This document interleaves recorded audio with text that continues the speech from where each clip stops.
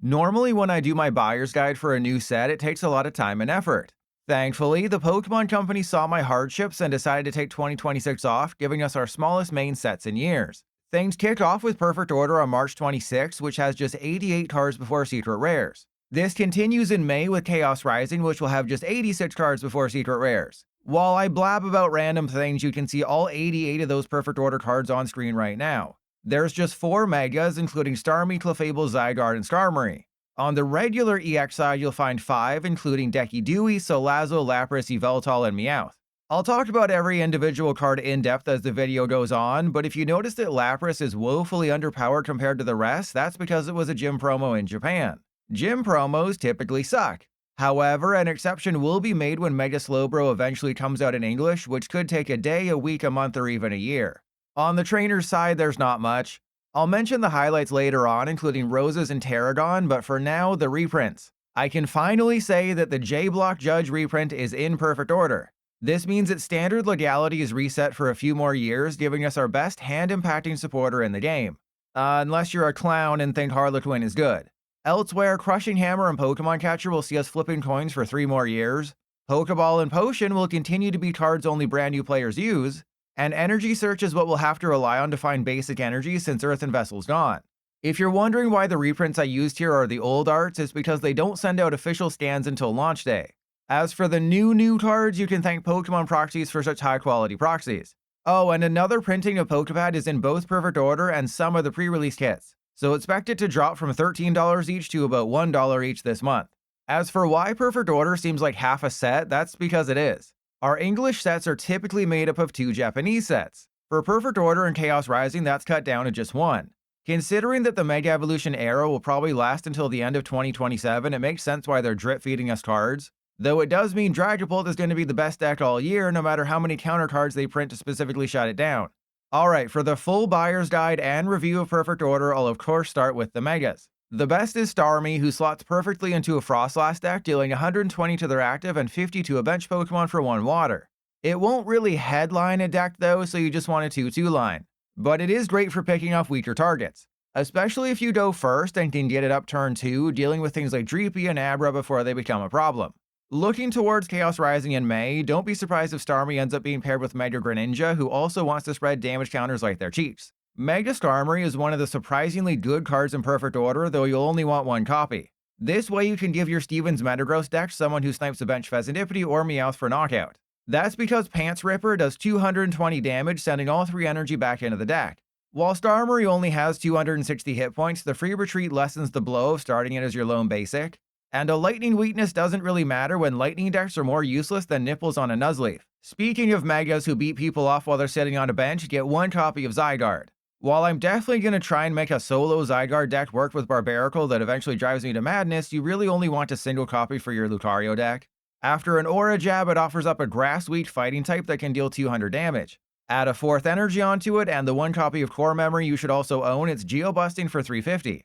And if you manage to get the full 5 fighting on Squishy, Nullifying 0 has the chance to deal 150 damage to all of their Pokemon. It is a coin flip though, so don't be surprised when TCG Live bars you from having fun. Still, Zygarde provides the opportunity to completely turn games around, you just have to believe in the heart of the coins. Finally, there's Mega Clefable, the biggest disappointment in Perfect Order. While it can deal 280 damage for 2 Psychic, you have to discard 4 Psychic from hand to do it. The damage cap is just too much of a Teenage Mutant Ninja hurdle, especially in a day and age where the meaningful attackers have over 300 hit points. Obviously, Lily's Clefairy can help you hit Dragapult for weakness, but that kinda highlights the main issue with Mega Clefable. Clefairy's better, and you have to play it with Clefable anyway, so you can skip this one. As for the regular EXs, immediately get 1 copy of Meowth. It's going to be one of the best cards in Standard, able to turn an Ultra Ball into any supporter with its ability. Meowth also opens up the possibility of playing several one-of supporters in your deck because now you have a way to manually find them. Otherwise, turn 1 it can take a nothing hand to get you Lilies, and late a game-winning bosses. Depending on the kind of deck you want to play, you could go for as many as 3 or 4 copies, but like toes in your mouth, I suggest starting with 1 and working your way up. Unfortunately, the rest of the EXs aren't anywhere close to Meowth on the playability scale. I mean, this Lapras requires 11 energy to one-shot a Dragapult in a world without Baxcalibur. Salazzle's hit and run attack is slightly more usable, dealing 100 damage while also burning and poisoning. Except 2 fire is an awkward attack cost and other hit and runners like Excelgor and Low Kicks are better. I'll admit I was short-sighted when it came to Yveltal. That's not to say it's necessarily worth crafting, just that I assumed it wouldn't be too helpful in a world without Zarina EX. And pairing it with Frostlass is a little too awkward given that it requires 2 Darkness and a Colorless. Well, it found a small hole to penetrate with Toxtricity, Munkidori, Mega Absol. For those 3 energy, Yveltal instantly KOs all of your opponent's Pokemon with 50 or less hit points remaining. Using Monkey Math and Absol's 200 damage attack, you can set up a board-wiping scenario. Especially if you can get one fully powered up turn 2 going first against Alakazam, since Abra has just 50 hit points. I saved the most heartbreaking EX for last. While it looks good on cardboard, Decidueye hasn't done much of anything in Japan.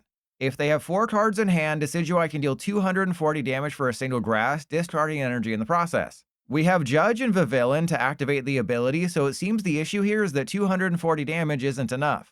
And only discarding 1 energy in a world where most top decks attack for either 1 energy or a Crispin just isn't annoying enough. Still, I have hope that this will get me wins on PTCGL, so stay tuned for a gameplay video in April.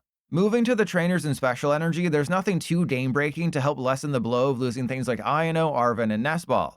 That is unless you're a Psychic deck.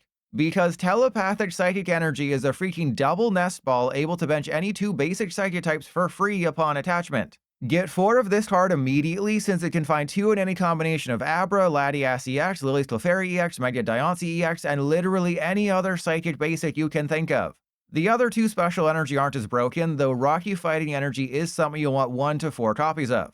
It's such a wide range because you have to decide how difficult the Alakazam matchup is. Rocky Energy protects the fighting Pokemon it's attached to from effects of attacks. So Alakazam can't do anything to it, neither can Uxie or something like Yveltal's one-hit KO move. But Enhanced Hammer annihilates it, so you may want to run 3 copies to combat Alakazam. Or just 1 if you're trying to shore up your defenses in other matchups. Finally, Growing Grass Energy isn't as good as you think it is. Yes, plus 20 hit points is helpful. Until you remember Meganium can't double it, Ogerpon can't accelerate it, Venusaur can't move it, Bug Catching Set can't find it, and Enhanced Hammer can freely bump it like a volleyball. Still, some thwacky Dipplin decks have used it to change Dipplin from a wimpy 80 hit point stage 1 to a Chad 100 hit point stage 1. For the trainers, I hope you like Binary because there's going to be a lot of 1s and 0s. Tarragon recovers 4 in combination of fighting Pokemon and basic fighting energy. In most cases, Night Stretcher's better, but Tarragon does allow Lucario and Garchomp to be a little more destructive with their energy, knowing it can be brought back. So 1 copy there isn't horrible, but the main user is Okidoki Barbaracle. You'll lose an Okidogi and at least 2 energy per turn, meaning Tarragon is tantamount to recycling your main attacker. Everyone else should have 1 copy of Tarragon, while Okidogi players should have about 3. Naveen, meanwhile, can help keep our Chaladon and Ceruledge relevant, discarding any number of cards from hand to drop to 5. Because of how the meta is today, it'll see more play than Sightseer, which Naveen is an exact copy of. Rosa's Encouragement is something you only need 1 of, but you'll be happy to have it. When you're behind on prizes, you can play Rosa to accelerate 2 basic energy from the discard pile to one of your stage 2s. Dragapult loves this card because late game it can reattach lost energy.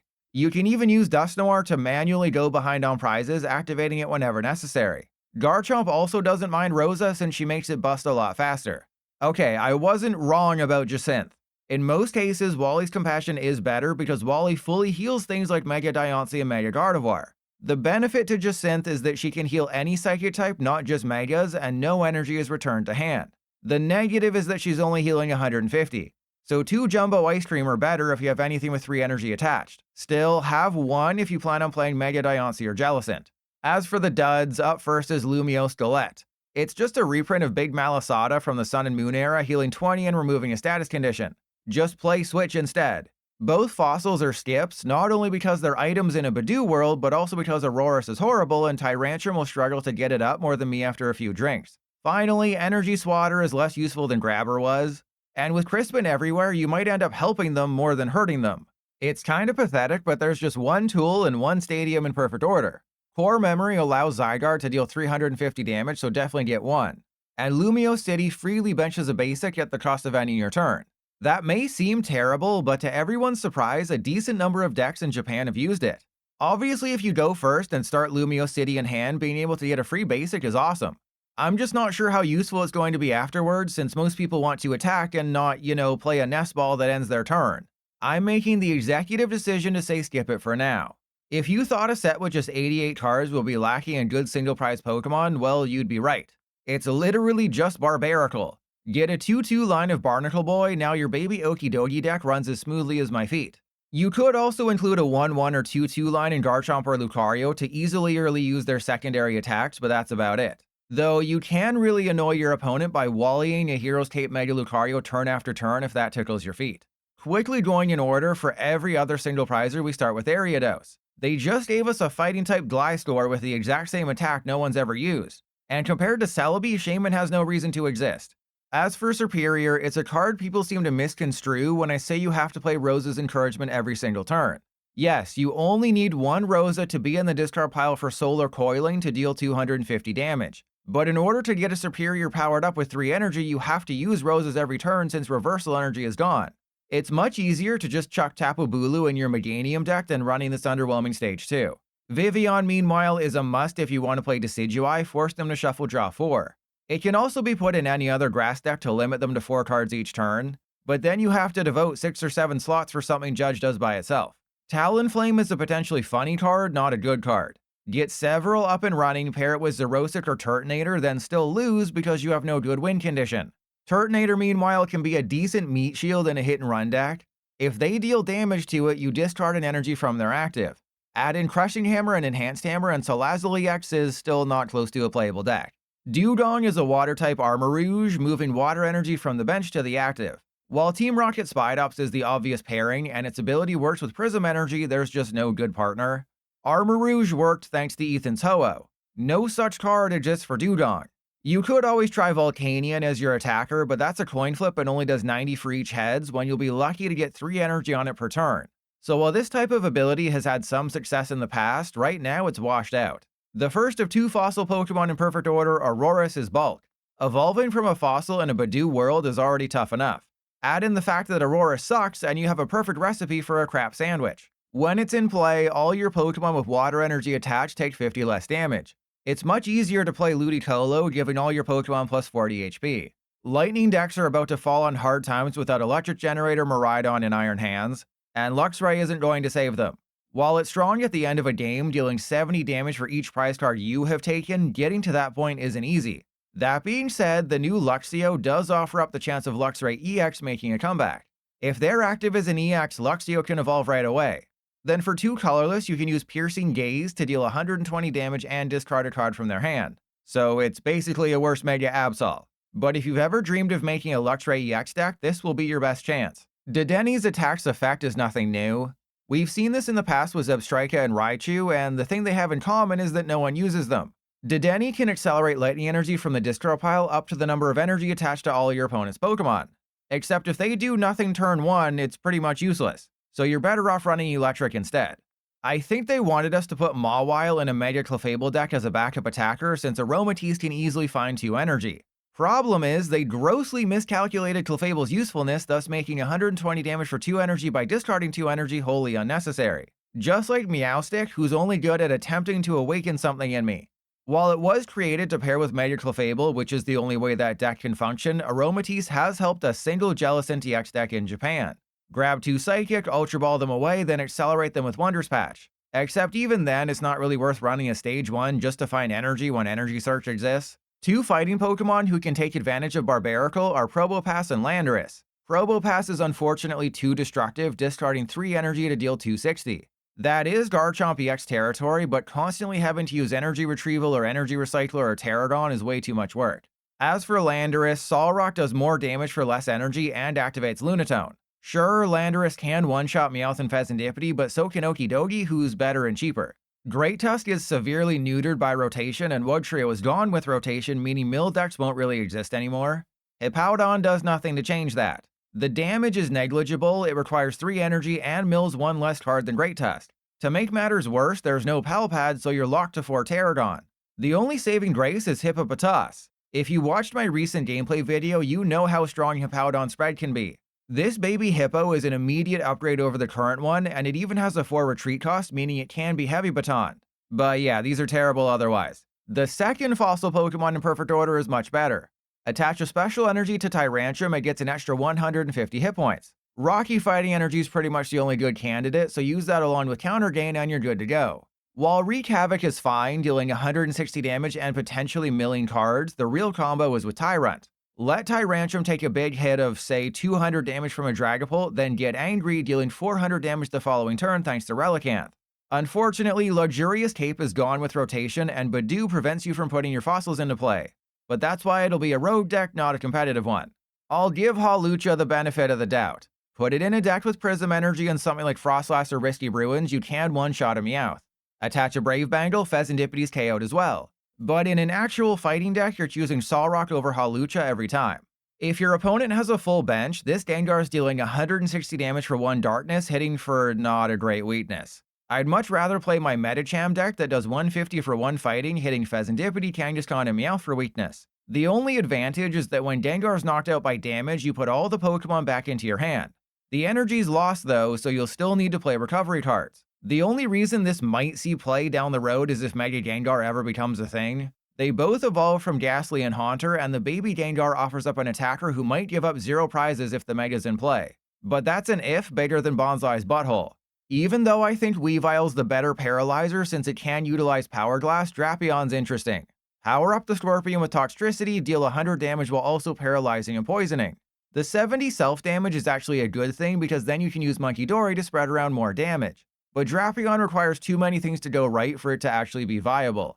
If we ever get a dominant Psychic EX with 320 hit points who's weak to Dark, Chien-Pao might see play. Until that happens, Seviper's better. Despite the fact that 99% of people will toss this in the bulk bin, I kinda like Klefki. Memory Lock KOs a Badoo, can prevent a Solrock from attacking if they don't retreat, and might buy you a Timmy Turner too late. But yeah, Badoo's still better. While these last several cards have been duds, now it's time for some dubs. A perfectly acceptable road deck who can take big KOs, Doublade does 60 damage for each Hone Edge, Doublade, or Aegislash you reveal from your hand. The Aegislash sucks, which is fine, meaning you can show 4 to deal 240 damage. Reveal 1 more of either Hone Edge or Doublade, that's 300 for 2 colorless. That attack cost is a little awkward, meaning Ignition Energy might be your best friend. And paired with Genesect to find your evolutions, you can definitely beat off good decks. The issue is that Honchkrow does something very similar while having more energy options. The Diggersby I'll show you in a second was designed as the partner for Raticate. Except Rattata is far too weak, meaning 40 damage times the number of damage counters on them is opening yourself up to get board wiped by Phantom Dive. Just like most cards in this section, no one in Japan used Snorlax these past 2 months. And really, the only way to take advantage of its attack accelerating to itself is attaching a heavy baton, so when it's knocked out, you can pass the energy to someone actually good. For a period of about 24 hours, people thought Diggersby was strong. It won a small tournament in Japan, and everyone wondered how we could possibly overlook something so usable. Well, since then, it hasn't really done anything. But if you want something to build a road deck around, here it is. For a single colorless, Diggersby does 140 damage to their active, plus 30 to each of your bench Pokemon. Normally that'd be bad if not for Munkidori. Load your bench up with them, then spank all your monkeys. Without Turbo Energize though, powering up Munkidori is tougher. Luckily, you can counter gain Diggersby while manually attaching to the monkeys. So it's better than people originally expected, but not actually good. Finally, Furfrou.